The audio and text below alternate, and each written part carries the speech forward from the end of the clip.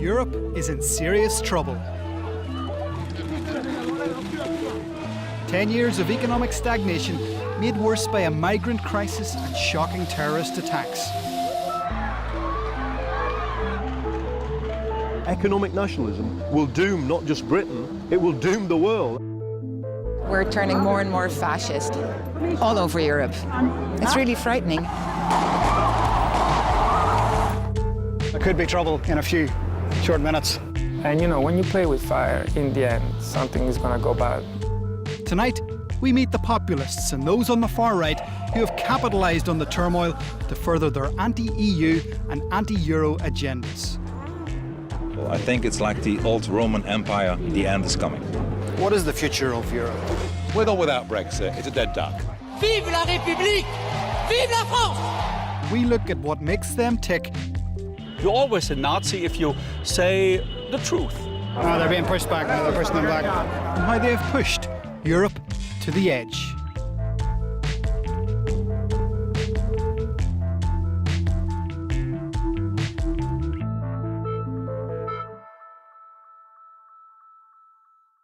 You might have thought 2016 was bad for Ireland. We had Brexit with possible hard borders and a collapse in trade. Then we got Donald Trump, who wants to bring all the big companies back home.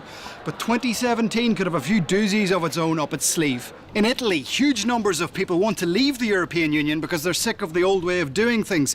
In Germany, many people will vote for a far-right party later this year. And in France, you have a presidential candidate who says if she's elected, she'll take the country out of the euro. It's survived a few scares before and it might survive a few more. But if this is the beginning of the end, what will it mean for the banknote in your pocket?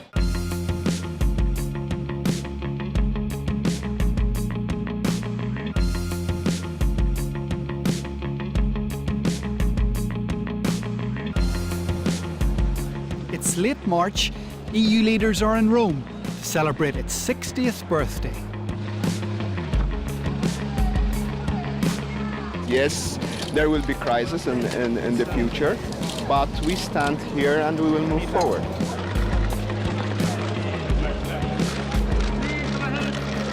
This union is based on goodwill. Nobody forced anybody in, and everybody is free to choose. All politicians should, in a certain way, be populists. The wrong side of populism, that's what we have to fight.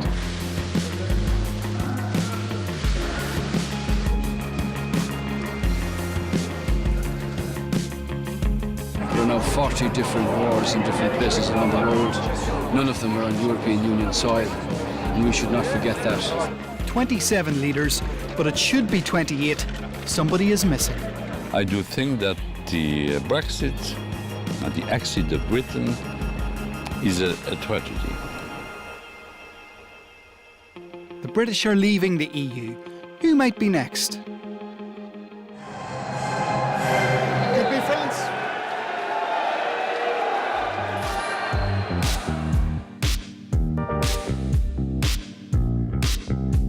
We're in Perpignan in southern France. Marine Le Pen and her National Front party are in town as she campaigns to become president. Security is tight.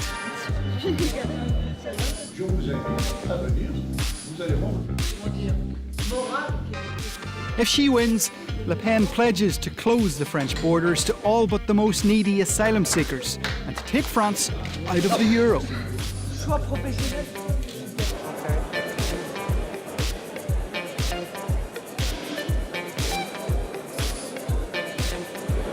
You look at these sort of pictures, you realise that Marine Le Pen has attempted to portray herself as a mainstream politician, and in many ways that's what she is these days. The National Front, she's transformed it from the party of her fathers, which was deemed to be racist and anti-Semitic, and turned it into a mainstream centre-right party, some people say, with left-wing economic policies. And you look at these sort of photographs, they're very much the photographs of a mainstream politician in a Western liberal democracy. But her stark language on Islam and her opinion on France's role in the Holocaust leads some to suggest not a huge amount has changed. 30 years ago, the French National Front had a very different image. The demonstrators turned out in their thousands to show solidarity against Le Pen's remarks. Le Pen's father, Jean-Marie, was regarded as little more than a Holocaust denier and a racist rabble-rouser. 2 years ago, she kicked him out of his own party in an effort to rebrand the organisation once beyond the pale of decent society. One of the big things that drives the National Front is unemployment, and youth unemployment in particular. Roughly 1 in 4 young French people don't have a job. We love Marine because she loves France and the French people.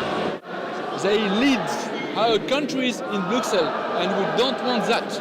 We want to live our country in Paris.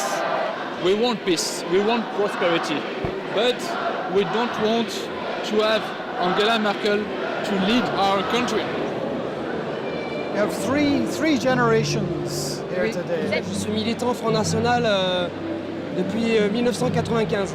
Disons qu'elle a des idées qui se rapprochent vraiment, c'est-à-dire que nous voulons arrêter la délocalisation. On aimerait avoir nos usines qui ouvrent, car actuellement elles ferment de plus en plus. Hein. Et puis aussi surveiller nos frontières, car on a une immigration non contrôlée. On a des afflux de migrants où se faufilent dedans des terroristes. Hein. Ça, il faut le dire. France has been rocked by terrorism. Charlie Hebdo and the Bataclan in Paris, along with the Nice truck attack, have unsteadied nerves. Marine Le Pen promises radical solutions. Mais le plus important, c'est de surveiller les mosquées qu'il y a en France. Parce que dans les mosquées actuellement, on est envahi par des imams salafistes qui prêchent la violence surtout. Here she comes, the woman of the moment. Mes chers amis, je vous le promets, le 23 avril marquera la résurrection du peuple souverain. The British leaving Europe was one thing, but a French exit would be an entirely different thing.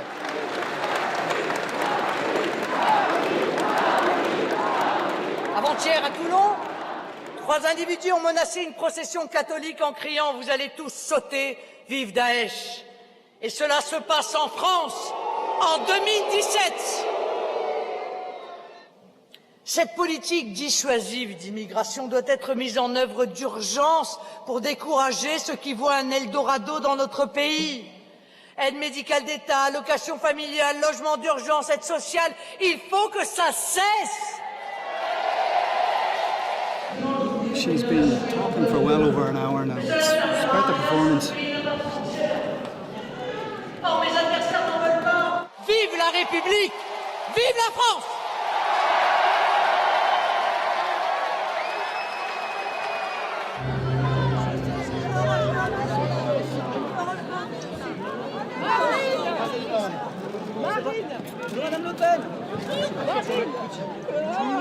What issue really works for her? Is it the targeting of Islam? Is that the thing that she has gone after? She's sought to talk about Islam more than anything else because it brings people from across the divide. When she talks about Islam and in general about immigration, the crowd here and in other meetings is far more reactive than when she talks about Euro, EU or economics. The topic of immigration, the topic of Islam, of security is more important for supporters than the one of economics or things like that.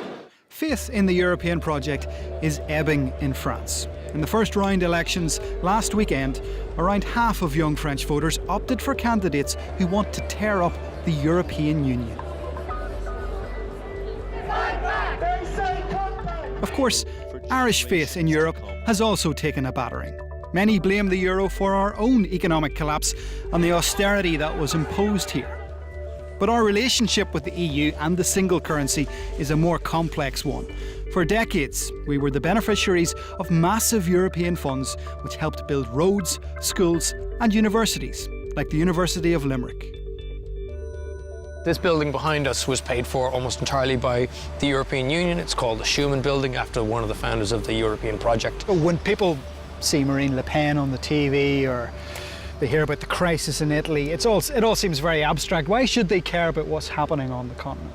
The European Union means that what happens there matters here, and far more than it used to in the past. So, for example, if you have a group of people in Germany and France and Italy and Spain that decide they don't want to contribute more to the European Union, or they want to leave the European Union, that disrupts the markets. It affects the amount of money that the European Union will give us for things like universities and schools and roads. But more importantly, it affects the stability of the economic system that we, as a tiny open economy, have to sell into and we have to benefit from, or alternatively, we will be hurt by. And ultimately, the more stability we have, the better for a tiny open economy. And that's what the European Union gives us.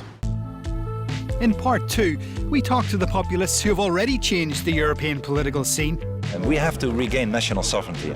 And later in the programme, with the French ready to elect a new president, we talk to one of Marine Le Pen's key advisors.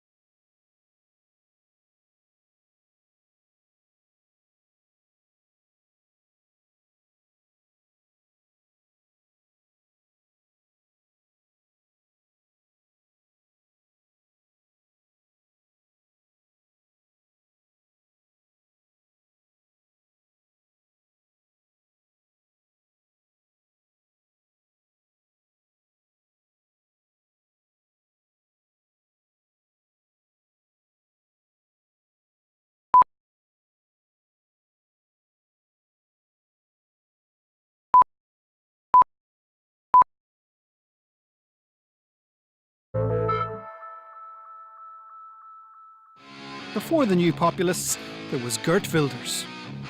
The political culture in Islamic countries is retarded. He dyed his hair blonde long before Trump thought about the White House. It's bad for the emancipation of Muslim women. They will not integrate walking around like a penguin in the Dutch streets. He dominated the Dutch election with talk about banning the Quran and closing mosques. That is why Islamic terrorists have been trying to kill me for 12 years. Wearing a bulletproof vest wherever he goes, he used immigration and terrorism to force this wealthy liberal society to consider whether it actually wants to remain part of the European Union. No way, you will not make the Netherlands home. With the election looming, we went to Valkenburg in the southern Netherlands to see what makes this populist tick.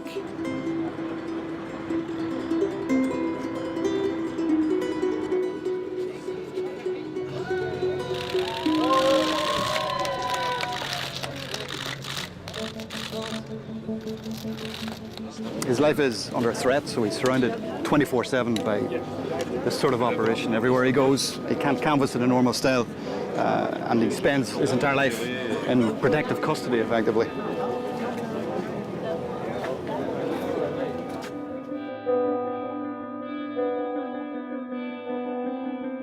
And we have to regain national sovereignty, and that is what our slogan, Netherlands Ours Again, reflects.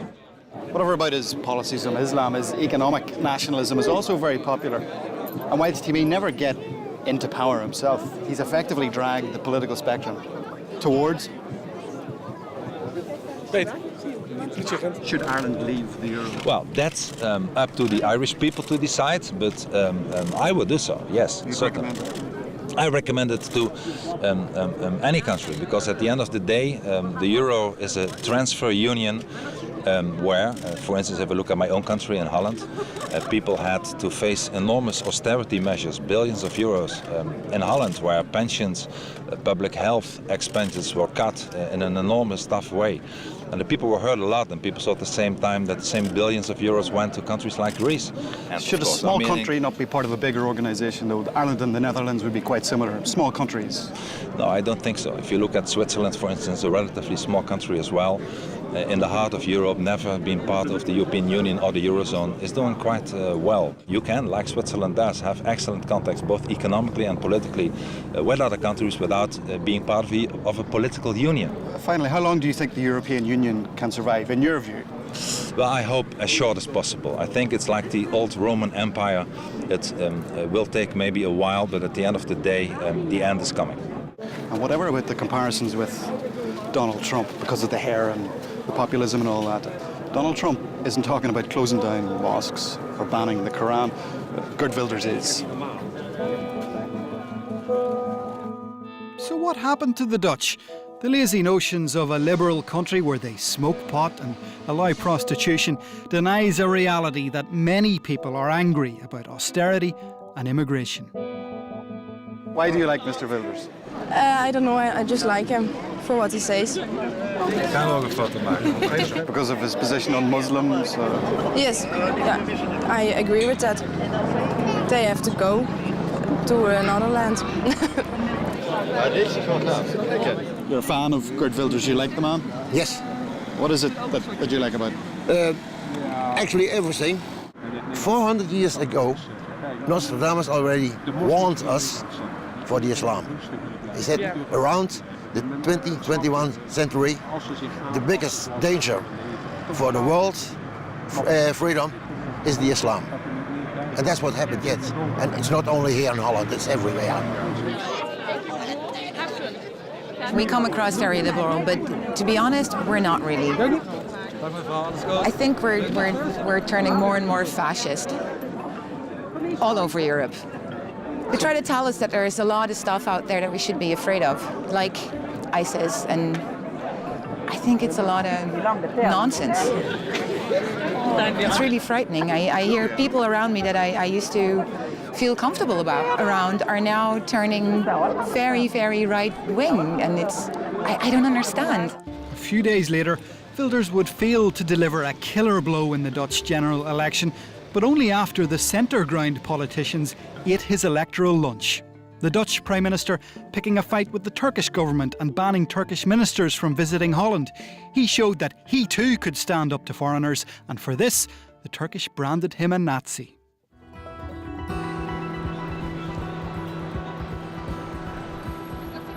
It's late March and we're in London. I'm reporting on how Theresa May has finally triggered the Brexit process. At 11 o'clock this morning, the British Prime Minister Theresa May was whisked from 10 Downing Street to here, the House of Commons, where she took Prime Minister's questions at 12 o'clock. And then at 12:30 she informed MPs just a few moments ago that Britain has triggered Article 50, meaning it will leave the European Union in 2 years' time.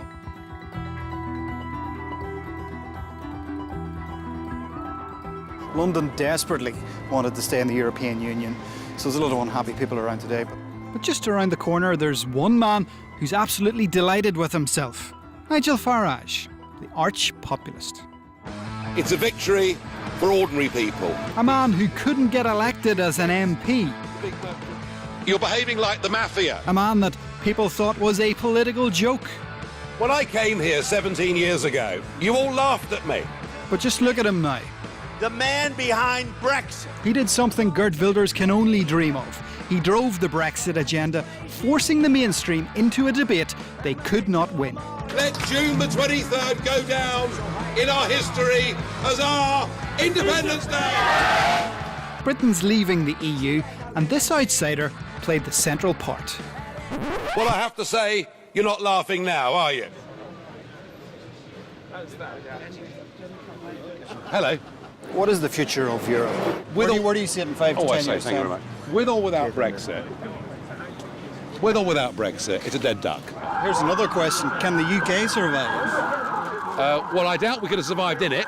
The real question is, can Ireland survive? What is Ireland getting out of the European Union?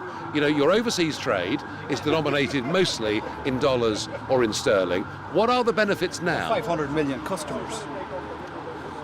there are 7 billion people in the world. Why on earth would you be so small-minded as to think that 500 million mattered compared? You can also sell to those people as well. Yeah, but not on your own terms and not with your own deal. Of course, Farage got some help. Decades of anti-EU headlines in the British press, the likes of Boris Johnson and his reports from Brussels lampooning the elite there with their supposed plans to straighten bananas and ban prawn cocktail crisps.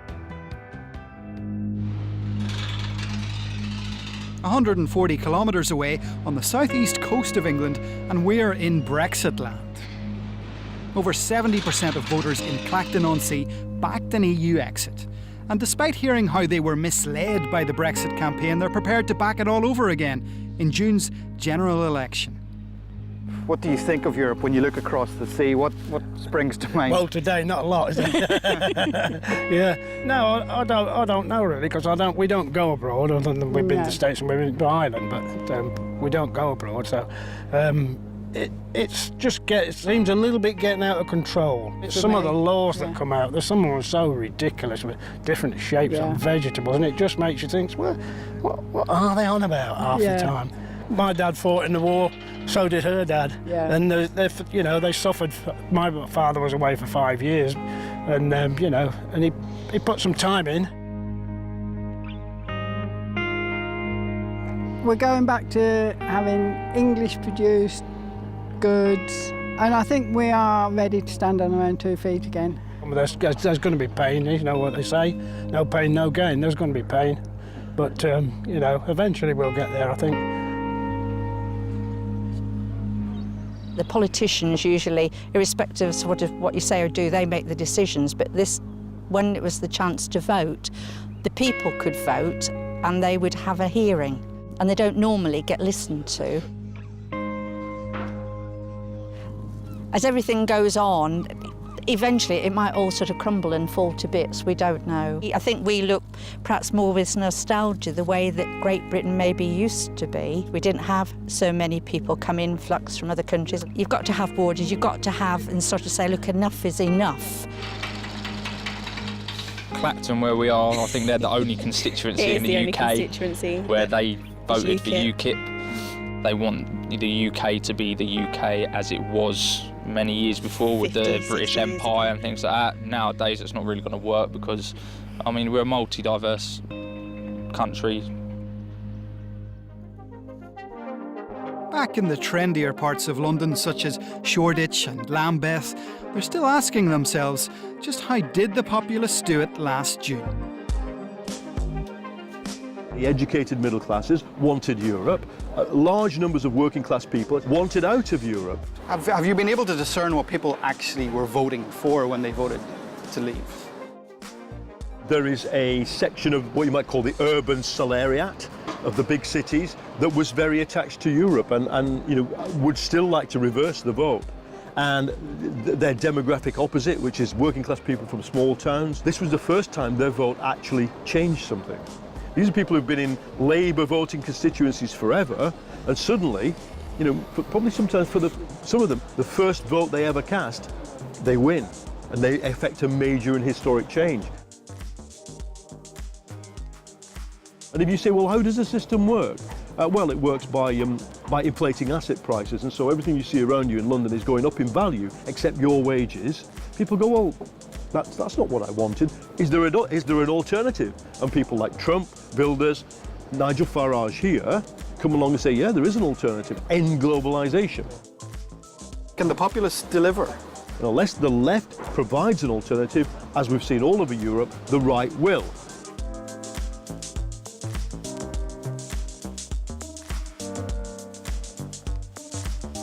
It has been said before, and I'm sure you've heard it many times, that why are UKIP still in existence? You got what you wanted. What is the role of UKIP post-Brexit? Look, people asked that when the referendum was announced. We finally dragged it out of David Cameron. They asked it then, they've asked it a million times since. We get used to it. There are a lot of people who don't want us to be there. There's a huge point to us. I've just outlined one of the main ones, which is that we have got to make sure Brexit means exit. The Brexiteers may still be confident of success in their exit plan, but some older political hands at Westminster aren't so sure. What is the future of Europe now that Brexit is occurring? Can it hold together? The underlying motivation of the European Union is it must never happen again. 3 Franco-German wars in 3/4 of a century. It must never happen again. The idea that the Europeans are going to give that up is simply inconceivable. So we're the ones who have now decided to marginalize ourselves.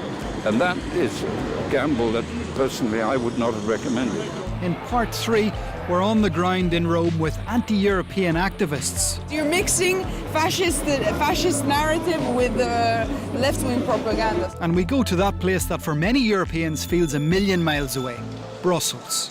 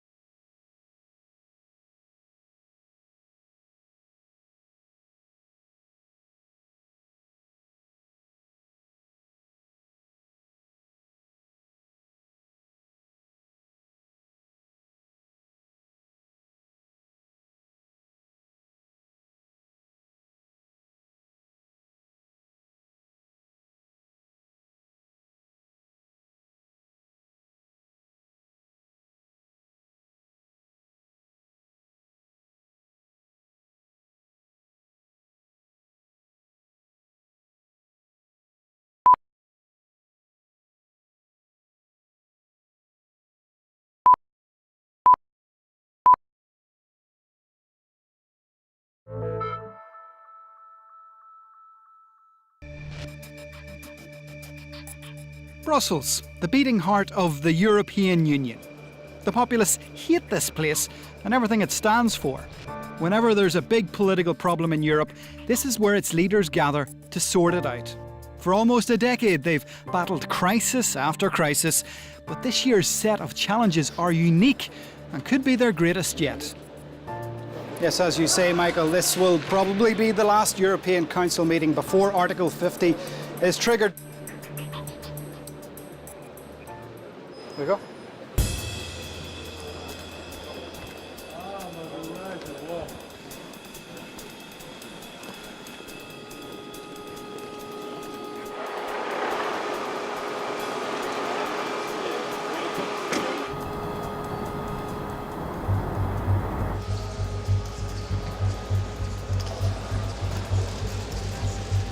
Angela Merkel, woman under pressure. Ich freue mich, dass wir wieder einen europäischen... Some people now refer to her as a leader of the free world. Herzlichen Dank.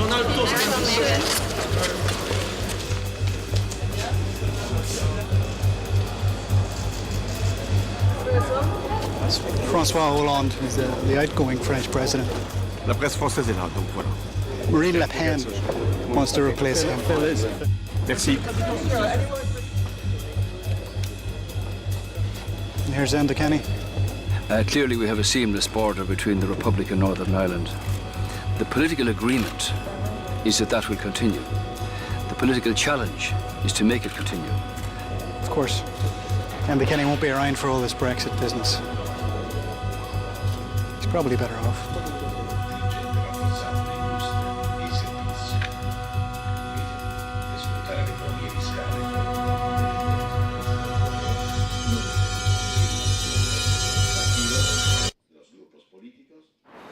A day in there and your head will spin. Obviously there's Brexit, but they're worried about so many other things in there, like immigration, Frexit, the French leaving. They tried to re-elect Donald Tusk today, the EU Council President, and his own country voted against him. They were the only ones to do so. It just seems the whole place is split in so many ways that you'd wonder how it works at all.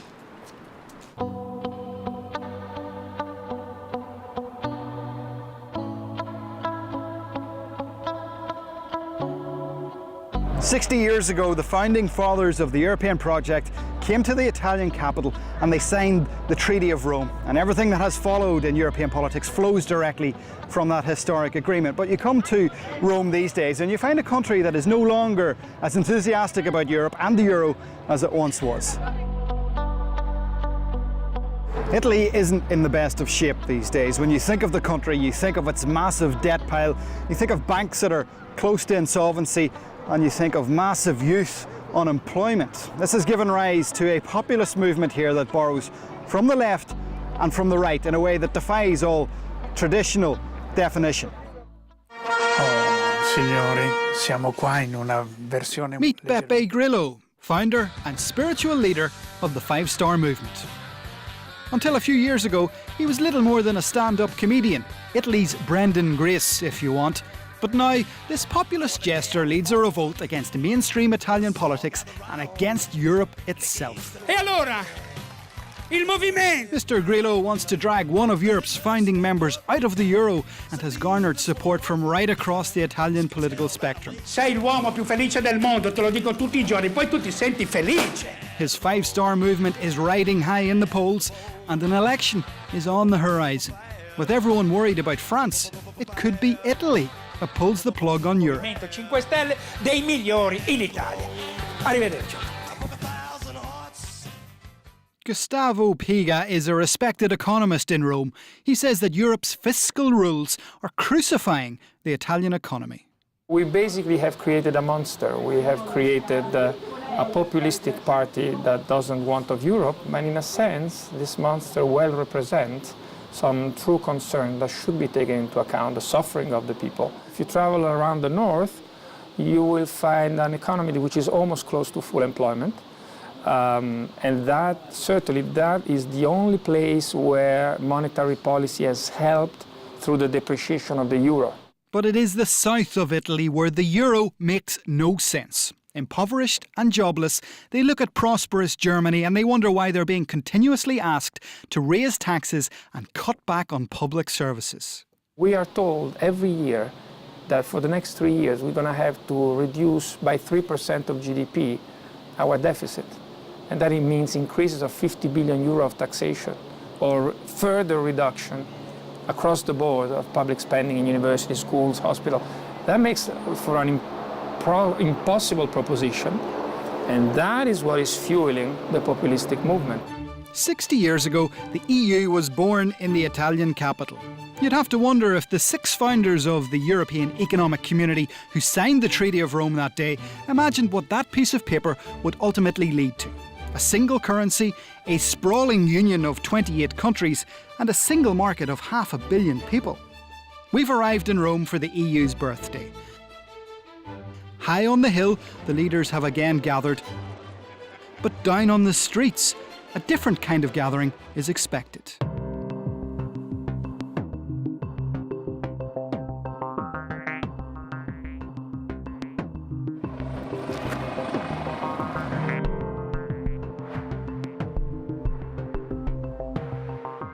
A few short hours ago, not far from here, you had the EU leaders gathering together to celebrate 60 years of the European Union in a show of strength. And now we have thousands of young Italian people in a movement called Eurostop. It explains itself really. They want out of Europe. And there are worries that what is known as the Black Bloc may have infiltrated the protesters and the demonstrators making their way into central Rome today, and there could be trouble in a few short minutes.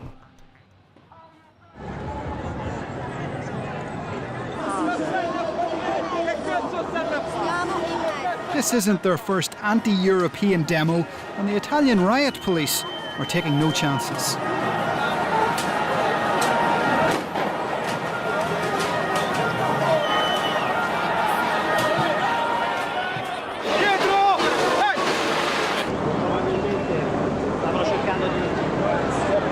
So the police thought they were going to be flanked up here, so they made a move. So the riot squad came down the street, and they're up there now.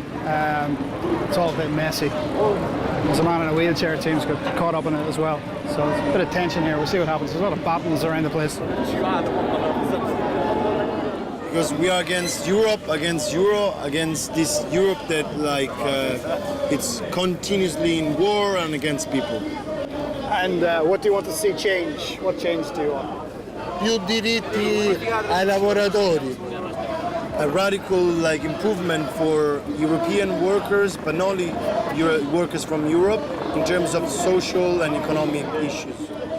As well as the economic divide between North and South, there's also the divide between young and old. Pension reform has kept the old in work for longer and kept the young on the dole queue. What's it like to be a young Italian? Being a young Italian is confused. There was a guy there, it was really funny because there was a extreme left-wing guy, supposedly a representative of the extreme left-wing, and he was preaching like, us Italians, we brought forth civilization for 3,000 years. This is stuff Mussolini was saying. We don't need Europe. And then he was saying, we're farmers, we're artisans, we don't need anybody. So confused, because you're mixing fascist narrative with left-wing propaganda. So very confused. Oh, they're being pushed back now. They're pushing them back.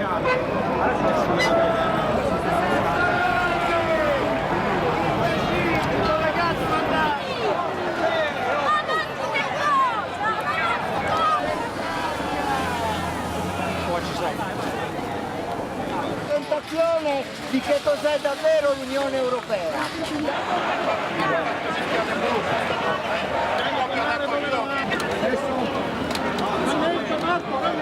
Abbiamo tenuto i nervi saldi, la testa fredda, abbiamo... So the demonstration's getting towards the end. People are beginning to go home, but you have the spectacle of well-off Italian people here applauding the communists and the socialists as they pass by in their protest against the European Union. So obviously anti-European sentiment is something that crosses the class divide.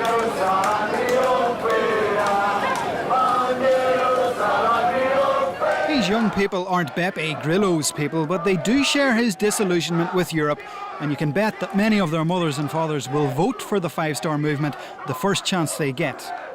You have been quite optimistic that the euro will survive and is able to adapt, and that Europe is able to adapt and survive. Are you still as optimistic as you once were? No, not anymore. I see that we're playing really with fire.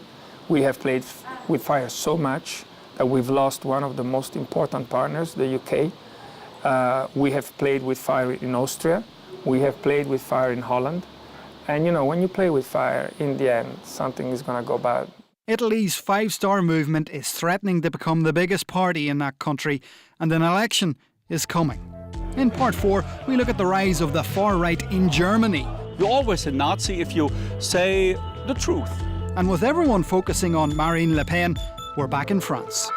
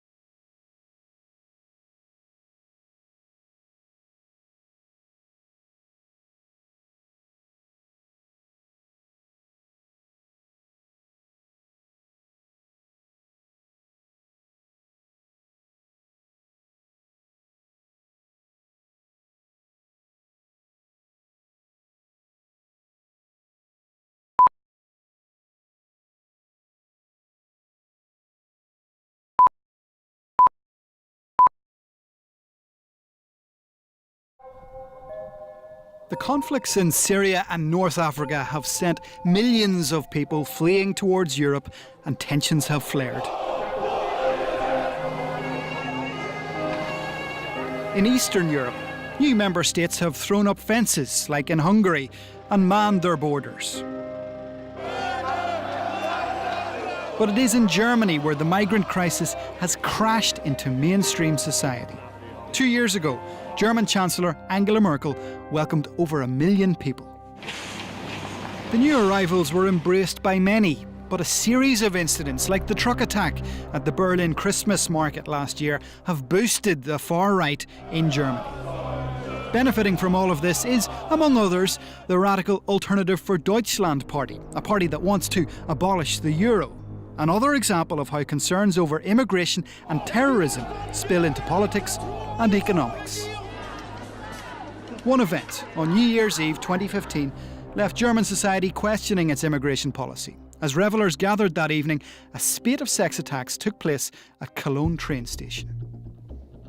Hundreds of women were sexually assaulted here in the square as they came out of the train station. But it seems that most of the attacks were carried out by Muslim men who came here in 2015 as part of that big influx of refugees and asylum seekers that Angela Merkel is getting so much heat about. We're going to meet a man who I suppose you could describe as far right on the political spectrum. Some people call him a neo-Nazi. We're going to have a word with him.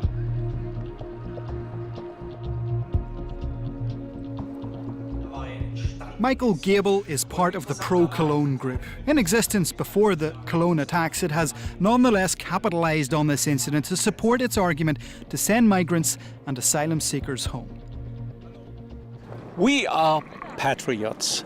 We have money, and the money should get to our people and not to foreigners who comes from everywhere and always says, oh, we are poor. They have to help by themselves, and we have to help our poor people, those people who need help. When you say our people, you mean German? German, yes, Germans. What's your view on a guy like Geert Wilders, for example? Who says he will close the mosques, he would ban the Quran, he would expel Muslims. Do you agree with that? I adore it. I adore it. Here in Germany we can't say those things. We have not really the freedom of speech here. We have, for example, a lot of laws who forbid something to say something about minorities. Your opponents will use words about you such as fascist, perhaps neo-Nazi. Oh yes. That's something normal here in Germany. You're always a Nazi. You're always a Nazi if you say the truth. Or you say your opinion. You're always a Nazi when you say it's okay to separate. Why should I be a Nazi? Because I have my opinion. I have my opinion. The Arabs have their opinion. Saudi Arabian have their opinion. Japan has their opinion. Japan was also in the war. The Nazi says bye-bye. The Nazi says bye-bye. Yeah. Let's not kid ourselves. He's in a complete minority when it comes to the mainstream opinion in Germany. But again, there's these things at the edges, concerns about immigration, concerns about bailouts of countries like Ireland that seem to be annoying Germans. The strength of the far right in Germany will be put to the test in elections in September. But we're back in France, where the crunch will come much sooner. One place where Marine Le Pen's National Front is targeting votes is the northern Rust Belt.